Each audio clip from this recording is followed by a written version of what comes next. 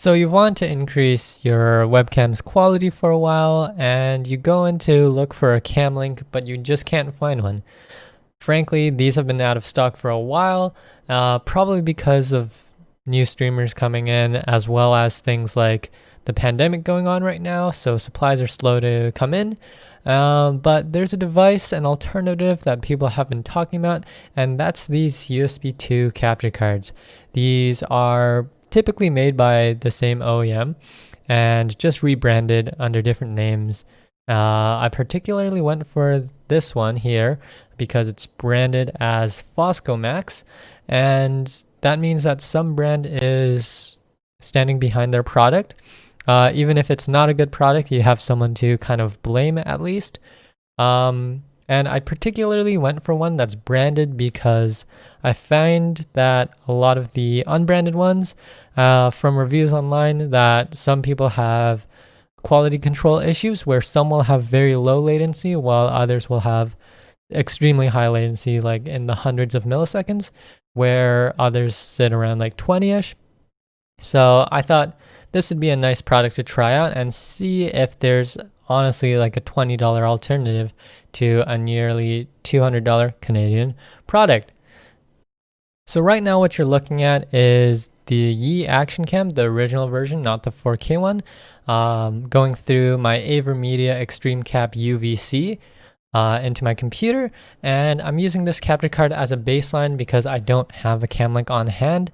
They're just out of stock everywhere. I can't even get my hands on one right now, but this product is very similar, and it also has UVC compatibility, so you can use this device for your normal video conferencing apps like Zoom, Skype, Google Hangouts, whatever else.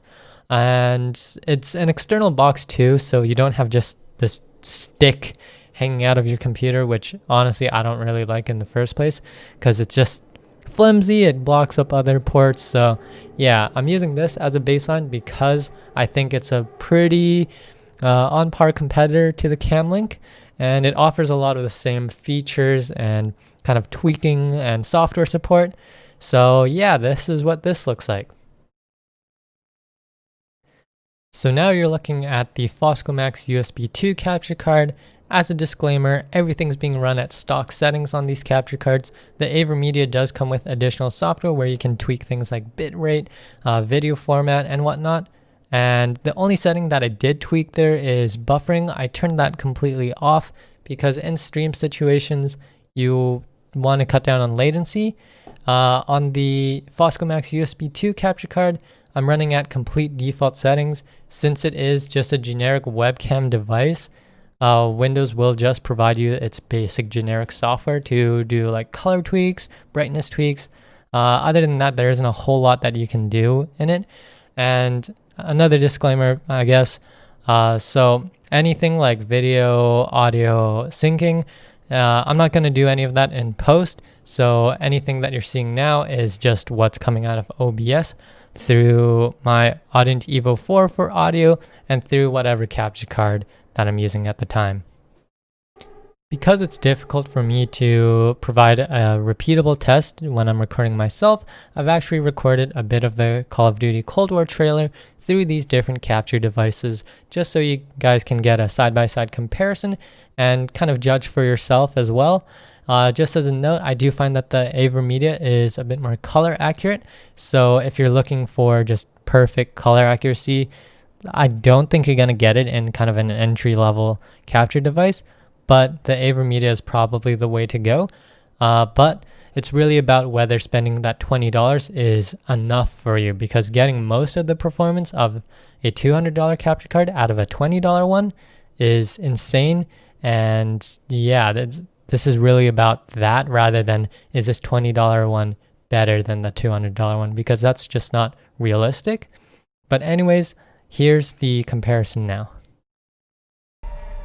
This war was a lie.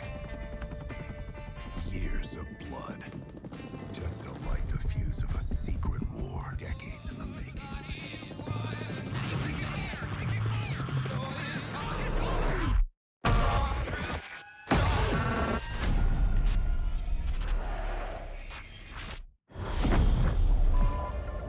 My fellow Americans, So after that comparison, I'm personally deciding to stick with the USB 2 capture device because for my uses, it performs good enough, and for a tenth of the price, that's great. There are some minor differences, things like what video format it uses, the color space and whatnot, but I think for most people that won't really be a huge concern, especially if you're using this device for things like streaming, video conferencing, whatever else in that kind of space. I don't think that's going to be your biggest concern because hooking up an actual camera to your computer is always going to be better than a webcam to begin with. But I think also things like the compression and whatnot that happens when you stream or do a video call will kind of mitigate a lot of the differences between these two devices. The main difference I did notice is kind of a color shift, but I think in terms of just raw performance, the devices are so similar that for my needs, I'm going to stick with the USB 2 device. If you want a little bit more and you want to be able to tweak things like bit rate, video format, whatever else, that kind of stuff, I think you'd probably want to spend a bit more for that AverMedia or Camlink option because those are just kind of the best entry level devices for that.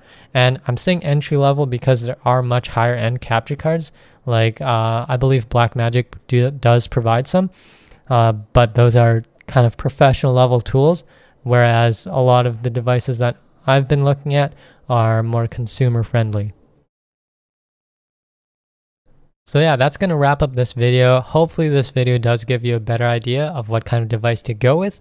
I did actually compare these capture cards to a USB 3 one, but honestly the USB 3 one that I purchased was utter garbage, and I'm seeing kind of similar testing with other YouTubers comparing the USB 2 capture card to the USB 3 capture card, and the USB 3 capture card I'm pretty sure is just fake USB 3 where they just have the blue colored plug, but the device is only capable of USB 2 connectivity.